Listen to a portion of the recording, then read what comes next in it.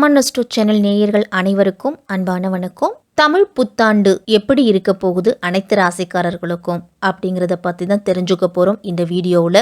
முயற்சியை விதையாக்கி நம்பிக்கையை உரமாக்கி வெற்றி பயிரை அறுவடை செய்வோம் அப்படிங்கிற பொன்மொழியோடு இந்த தமிழ் புத்தாண்டு எப்படி இருக்க போகுது அப்படின்னு தான் தெரிஞ்சுக்க போகிறோம். ஏப்ரல் மாதம் 14/4/2025 திங்கட்கிழமை நமக்கு பிறக்குது. அதே மாதிரி சித்திரை மாதம் 1ஆம் தேதியை தான் நம்ம தமிழ் புத்தாண்டா கொண்டாடிக்கிட்டு இருக்கோம். தமிழ் புத்தாண்டு குரோதி வருடம் முடிந்து விஸ்வாவசு அப்படிங்கிற ஆண்டு நமக்கு பிறக்க இருக்குது. உலகத்துல உள்ள எல்லாருமே நிறைவாகவும் மகிழ்ச்சியாகவும் வாழ போகிறோம் அப்படிங்கிறது தான் இந்த விஸ்வாவசு அப்படிங்கிறதுக்கு உண்டான பொருள். வருட கிரகங்களான சனி பெயர்ச்சி, ராகு கேது பெயர்ச்சி, குரு பெயர்ச்சி இதை வைத்து தான் விஸ்வாவசு வருடம் அப்படிங்கிறது கணிக்க போறோம். சனி பகவான் மார்ச் 29/3/2025 தான் திருக்கணித பஞ்சாங்கப்படி கும்பராசியிலிருந்து மீன ராசிக்கு பெயர்ச்சி அடைஞ்சிட்டாரு. சித்திர மாதம் 31ஆம் தேதி குரு பகவான் ரிஷபராசியிலிருந்து மிதுன ராசிக்கு பயிற்சியாக போறாரு. வைகாசி மாதம் 4ஆம் தேதி ராகு கேது பயிற்சி இருக்குது. இதுவரைக்கும் மீன ராசியில இருந்துட்டு வந்த ராகு கும்பராசிக்கு பயிற்சி ஆகிறாரு. கன்னிராசியில இருந்துட்டு வந்த கேது சிம்ம ராசிக்கு பயிற்சியாக போறாரு. இந்த கிரகங்களோட மாற்றம் உங்க ராசிக்கு என்ன பலனை கொடுக்கும் அப்படிங்கறத பத்தி தான் விரிவாவே நாம தெரிஞ்சுக்க போறோம். மனம் தளராமை, நேர்மறை சிந்தனை, கட்டுக்கோப்பான உடல், திட்டமிட்ட செயல்பாடு, தீர்க்கமான முடிவு ஆகிய அத்தனையும் கொண்டவர்கள் தான் இந்த கும்பராசிக்காரர்கள். உங்க ராசிக்கு 9ஆம் வீட்டுல சந்திரன் இருக்கும்போது இந்த தமிழ் புத்தாண்டு அப்படிங்கிறது பிறக்குது. இந்த தமிழ் புத்தாண்டுல எதிர்ப்புகளை தாண்டி முன்னேறி சொல்லக்கூடிய ஆண்டா இந்த விஸ்வாவசு வருடம் கும்பராசிக்காரர்களுக்கு இருக்க போகுது. இதுவரையிலும் இல்லாத அளவுக்கு காசு பணம் தங்கும். சிலருக்கெல்லாம் புது வீடு மாறக்கூடிய அமைப்பு இருக்குது. தொழில மாற்றமும் உண்டு. தடங்கல்கள் விலகும். கோர்ட்டு வழக்குகள் எல்லாமே உங்களுக்கு சாதகமாக முடியும். ஜென்மத்தில், அதாவது உங்க ராசிக்குள்ளேயே ராகு வராரு, 7ல் கேது வராரு. உங்க ராசிக்கு 2ஆம் வீட்டுல சனி பகவான் இந்த ஆண்டு முழுவதுமே சஞ்சரிக்க போறாரு. அப்ப நிதானத்தோடு செயல்பட வேண்டிய ஆண்டா இருக்கும். கணவன் மனைவிக்கு இடையே சிறு சிறு பிரச்சனை அப்படிங்கிறது, ஒற்றுமை குறைவு இதெல்லாமே இருக்கும். முன் கோபத்தால சின்ன சின்ன பிரச்சனைகள் அப்படிங்கிறது தோன்றும். உங்க ராசிக்கு 2-11க்கு அதிபதியான குரு பகவான் பஞ்சமஸ்தானம்னு சொல்லக்கூடிய 5ஆம் வீட்டுல மே மாதம் 15ஆம் தேதியிலிருந்து சஞ்சாரம் செய்ய போறாரு. இது ஒரு அற்புதமான அமைப்பு கும்பராசிக்காரர்களுக்கு. சனி பகவானாலேயும் ராகு கேதுக்களாலேயும் என்ன பிரச்சனைகள் வந்தாலும் அந்த குரு பகவானுடைய பார்வை அப்படிங்கிறது உங்களுக்கு சரிப்படுத்தும்.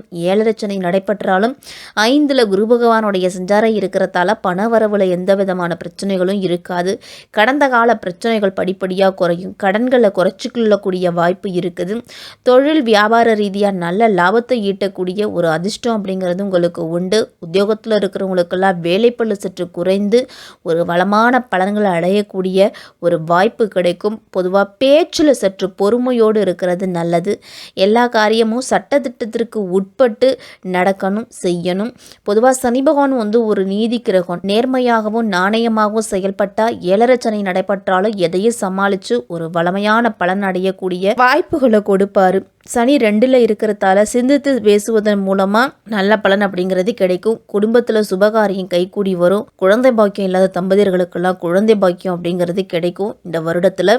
இந்த புத்தாண்டு பிறந்து ஒரு சில வாதங்களுக்கு பெரிய மாற்றங்கள் எதுவுமே எதிர்பார்க்க முடியாது. ஜூன் மாதத்துக்கு பிறகுதான் படிப்படியான வளர்ச்சி அப்படிங்கிறது கும்பராசிக்காரர்களுக்கு இருக்கும். உங்களுடைய வாழ்க்கைக்கான அஸ்திவாரம் உண்டாகக்கூடிய அளவுக்கு வேலை, தொழில், குடும்பம் அப்படின்னு எல்லா விதத்திலையுமே உங்களுடைய எதிர்பார்ப்புகள் பூர்த்தியாகும். பண வரவு அப்படிங்கிறது உண்டு.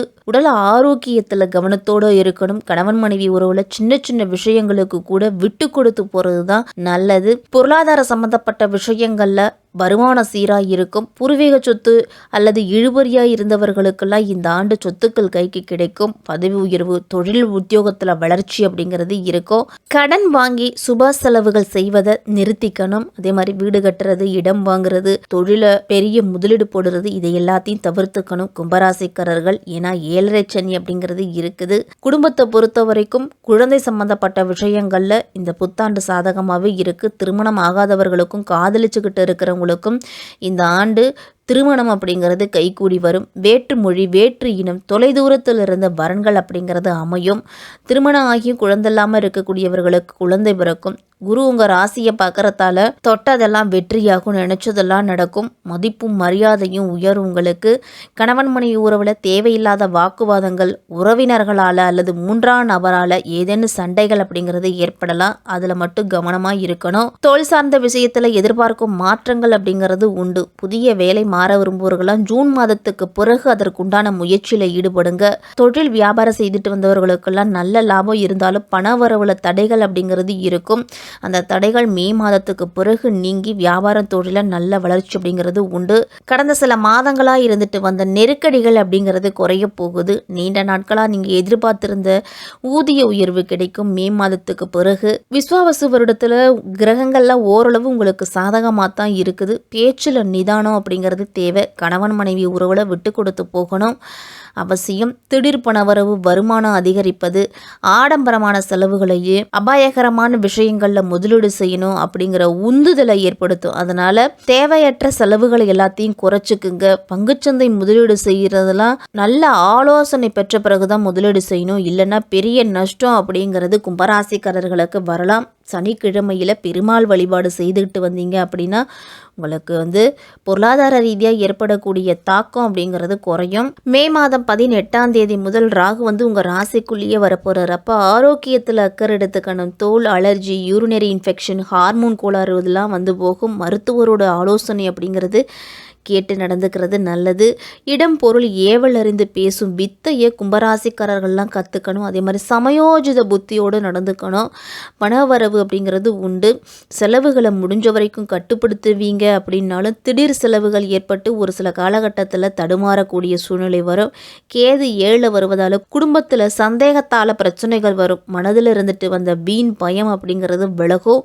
பிரச்சனைகளை நேருக்கு நேராக எதிர்கொள்ளக்கூடிய ஆற்றல் கிடைக்கும். உங்களுக்கு பலரை நம்பி ஏமாந்த நிலை மாறி பிரபலங்களோட அறிமுகம் கிடைக்கும். உங்களுக்கு அவர்களால் சில தருணங்களில் ஆதாயமும் உண்டு. சொத்து பிரச்சனை நீதிமன்றம் வரை கொண்டு செல்ல வேண்டாம். ஒரு சமரசமாக பேச்சுவார்த்தையின் மூலம் தீர்த்துக்கிறது நல்லது. தொழிலில் போட்டியாளர்களை திகைக்க வைக்கும்படி உங்களுடைய அணுகுமுறை அப்படிங்கிறது இருக்கும். பழைய வாடிக்கையாளர்கள்லாம் மீண்டு வருவாங்க. அடிக்கடி விடுப்பில் சென்ற வேலையாட்கள் கூட இனி பொறுப்பாக நடந்து கொள்ள போகிறாங்க. வியாபாரத்துலலாம் அக்டோபர் நவம்பர் மாதங்களில் புதிய முதலீடு அப்படிங்கிறது செய்யலாம். நீங்கள் கணினித்துறை, உணவு சம்மந்தப்பட்ட தொழில் செய்கிறவங்க, கமிஷன் தொழில், இது எல்லாமே நல்ல ஆதாயம் உண்டு. கூட்டுத்தொழிலெல்லாம் பங்குதாரர்கள் முழு ஒத்துழைப்பு கொடுப்பாங்க.